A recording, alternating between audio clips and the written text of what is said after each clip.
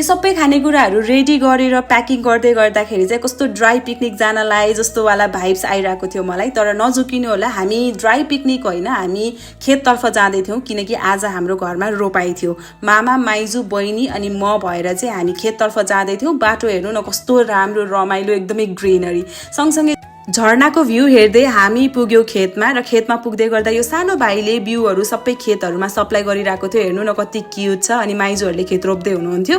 अनि हामीले चाहिँ खाना तयारी चाहिँ बाउसीहरूको लागि गरेका थियौँ। उहाँहरूको लागि चाहिँ छ्याङ पनि लिएर गइदिएका थियौँ हामीले। हेर्नु न, उहाँहरू चाहिँ आफ्नै आफ्नै पारामा बसेर खाइराख्नु भएको छ। अनि बहिनीले चाहिँ यो खाना कसलाई दिउँ भनेर सोधिरहेको थियो। अनि यो भाइले कस्तो क्युट तरिकाले खाइरहेको थियो कि केही पनि नफालिकन, सायद भोक लागेर पनि होला। अनि उहाँहरूलाई चाहिँ हामीले थपेर यताउता गरेर चाहिँ हामी खाना बस्यौँ। सायद यो दिनमा चाहिँ मैले अलमोस्ट 3 चोटि खाएँ होला कि, बिहान घरमा नै, त्यसपछि बाउसीहरूसँग, अनि त्यसपछि खेतालाहरूसँग।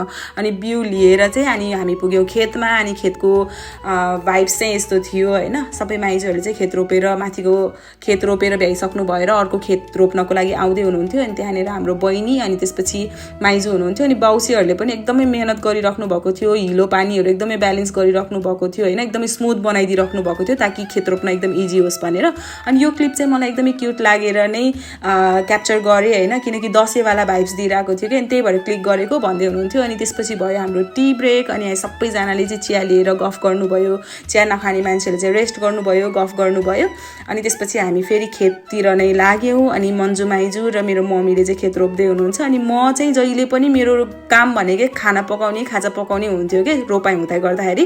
तर यो पालि भने मैले चाहिँ आँटेर नै हिलोमा गएँ, किनकि मलाई हिलोमा जान अलिकति डर पनि लाग्छ। अनि मेरो चाहिँ यो फर्स्ट टाइम एभर हुन्छ नि मेरो एक्सपिरियन्स हो कि यो धान रोप्ने। मलाई अहिलेसम्म मैले धान रोपेको थिएन, तर एकदमै रमाइलो भयो।